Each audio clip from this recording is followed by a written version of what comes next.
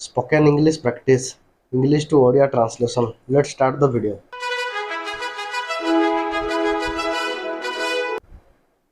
ଏହା ସବୁ ଅଦ୍ଭୁତ ଅଟେ। ଏହା ସବୁ ଅଦ୍ଭୁତ ଅଟେ। ଏହାକୁ ଇଂଲିଶରେ କହିବା this is all so strange. This is all so strange. ଆପଣ ସେମାନଙ୍କ ବିଷୟରେ କ'ଣ ଜାଣନ୍ତି? ଆପଣ ସେମାନଙ୍କ ବିଷୟରେ କ'ଣ ଜାଣନ୍ତି?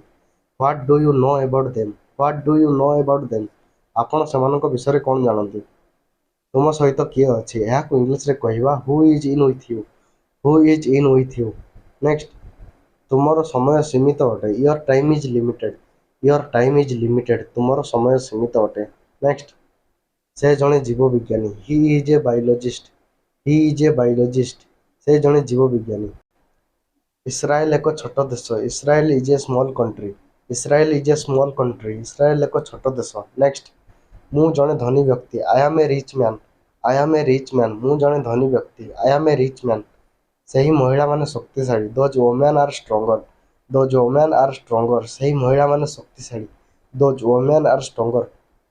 ମୋର ଏକ ବିରକ୍ତିକର କାମ ଅଛି। I have a boring job. I have a boring job. ମୋର ଏକ ବିରକ୍ତିକର କାମ ଅଛି। ନେକ୍ସଟ, ଆପଣ 18 ବର୍ଷରୁ ଅଧିକ କି? ଆପଣ 18 ବର୍ଷରୁ ଅଧିକ କି? Are you over 18? Are you over 18? ମୁଁ ମଧ୍ୟ ଲେଖିବାକୁ ପସନ୍ଦ କରେ। I also like writing. I also like writing. ମୁଁ ମଧ୍ୟ ଲେଖିବାକୁ ପସନ୍ଦ କରେ। ସେ ମଦ୍ୟପାନ ବନ୍ଦ କଲେ। He stopped drinking. He stopped drinking. ସେ ମଦ୍ୟପାନ ବନ୍ଦ କଲେ। He stopped drinking. ସେ ନିଶ୍ଚୟ ମୋତେ ଦେଖୁଥିବେ। ହି ମଷ୍ଟ ହାଭ୍ ସିନ୍ ମି। ହି ମଷ୍ଟ ହାଭ୍ ସିନ୍ ମି। ସେ ନିଶ୍ଚୟ ମୋତେ ଦେଖୁଥିବେ। ନେକ୍ସଟ, ମୁଁ ସେଥିପାଇଁ ଦାୟୀ ଅଟେ। I am responsible for that. I am responsible for that. ମୁଁ ସେଥିପାଇଁ ଦାୟୀ ଅଟେ। I am responsible for that. ଏହା ମୋର ମତ, ତୁମର ନୁହେଁ। ଏହା ମୋର ମତ, ତୁମର ନୁହେଁ। ଏହାକୁ ଇଂଲିଶରେ କହିବା this is my opinion not yours. This is my opinion not yours. Tom ତାର ପ୍ରିୟ ଖେଳନା ହରାଇଲା। ଟମ୍ ତାର ପ୍ରିୟ ଖେଳନା ହରାଇଲା। Tom lost his favourite toy. Tom lost his favourite toy. Next, ତୁମେ କିଛି ପାଣି ଆଣିଲ? ତୁମେ କିଛି ପାଣି ଆଣିଲ? You brought some water. You brought some water. Next, ଏହା ଏକ ହିଂସାତ୍ମକ ଅପରାଧ ଥିଲା। It was violent crime.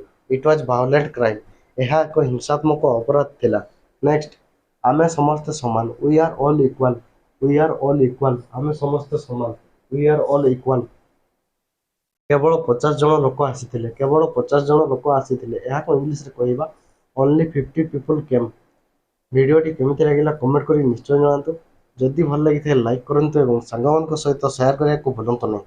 ଆଉ ଏମିତି ନୂଆ ନୂଆ ଏଜୁକେସନାଲ୍ ଭିଡ଼ିଓ ପାଇବା ପାଇଁ ଆମ ଚ୍ୟାନେଲକୁ ସବସ୍କ୍ରାଇବ୍ କରି ଅଲ୍ ନୋଟିଫିକେସନକୁ ଅନ୍ କରିଦିଅନ୍ତୁ। Thanks for watching.